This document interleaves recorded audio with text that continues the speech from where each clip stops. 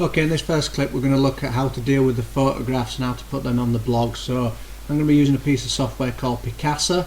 But first of all, you'll notice here on the desktop I've got a folder. Currently there's nothing in that folder, but we'll put something in there shortly. The piece of software we're going to use, free to download, Mac piece of software. Essentially, Mac piece of PC software. Essentially, you can use any piece of software you like. The important thing is scaling the images. But Picasa is really good, as we'll see in a minute, because not only will it scale and do basic editing, it's free, but also it'll manage the images efficiently as well. So download Picasa and install Picasa, and we'll have a look at that.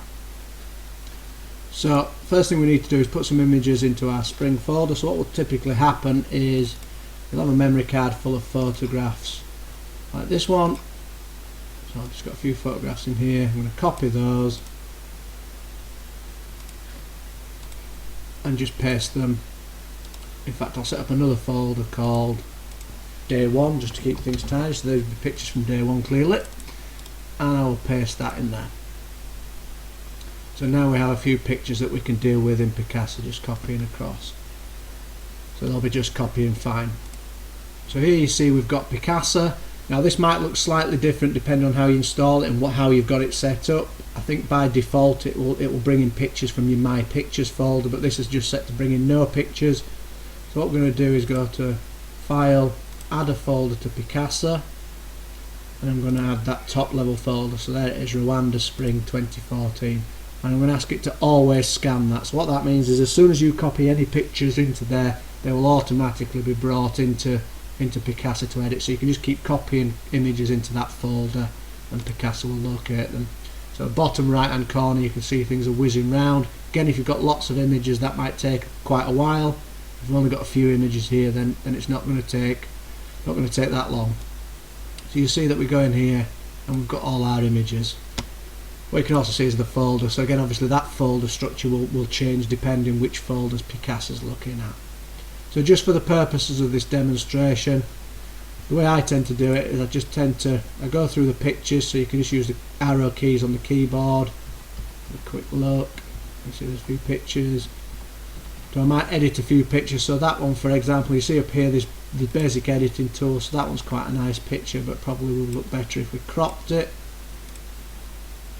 And away we go. So quick look through. So that's probably the better one. Often they're quite dark. This fill light's quite useful. You can just brighten them up a little bit. So what I like to do normally is I like to go through all of the images. So start at image 1, go through the images, and down here you can star which are the best images. So these are the images we'd use in that day's blog. So that's a nice image. It's too similar. That's got me in it, so we won't use that. That's quite good, but probably needs brightening up a little bit. Star that one, and so forth. So I'll just pick a couple more for this demonstration. That was a good image, and the one we cropped. So we should have 4 images there. So if we then go back to the library, up here we can select all the starred photographs. You can see here are the photographs that we've starred. Now what we don't want to do is we don't want to use those photographs at the size from the camera. So if we look up here, you know, it's 3,500 pixels wide and it's 2.2 megabytes each image. So that would take a long time to upload. And if we think about where they're going in our blogs, if we just jump over to the blog, the Africa picture, so this one for example.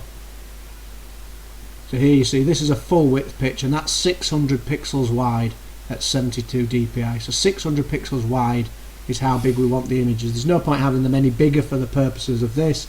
It'll just take a long time to upload, and the system itself won't even accept really big images. So get the images scaled down. So the last step we do out of Picasa is in here. You'll see at the bottom we can go to export, and here we can resize these to be 600 wide. You can also change the quality. I think something, again, because we're talking about speed here, if you've got an enormous amount of time to upload these things, you're not working hard enough on the project. So I think somewhere around 70, 75. And I'm also going to pick a folder within that Rwanda folder, so Rwanda Spring 14. I'm going to create a new folder in there just called exports. Put it into exports day 1. So now if I click export, you'll see again bottom right hand corner it's whizzing around while it's thinking a little bit. Just exporting these pictures. So now if we go back to our folder on the desktop, We go back to my folder on the desktop. There's an exports folder, day 1. There are our 4 images, and if we click on this and I move the window up slightly, you'll see down here now that rather than being 2.2 megabytes, it's 53 kilobytes, and it's 600 by 398. So again, you don't have to use Picasa, but Picasa is a really good free tool. But the important thing is that your images are never any wider than that. Obviously, if they were portrait photographs, they're still just with 600 wide. They might be, 800 high, but 600 wide is as wide as we can go. Okay, so that's it for that video. Next video, we'll look at how we'll use those images in your blog.